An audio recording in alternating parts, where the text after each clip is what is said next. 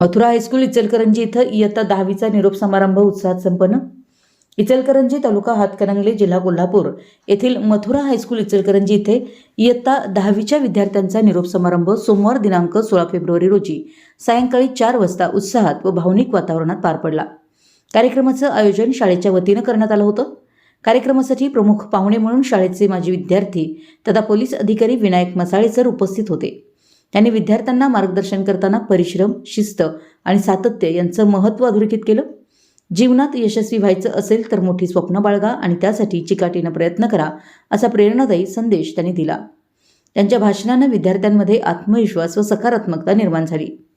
यावेळी शाळेचे संस्थापक अध्यक्ष हिंदूरावजी शेळके यांचं मार्गदर्शन लाभलं।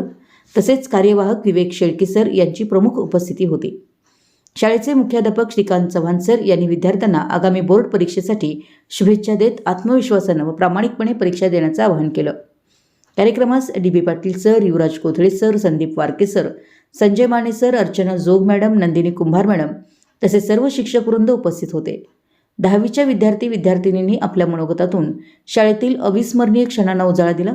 शिक्षकांचं मार्गदर्शन, मित्रांसोबत घालवलेले क्षण आणि शाळेतील आठवणी यांचा भावनिक आविष्कार त्यांनी व्यक्त केला।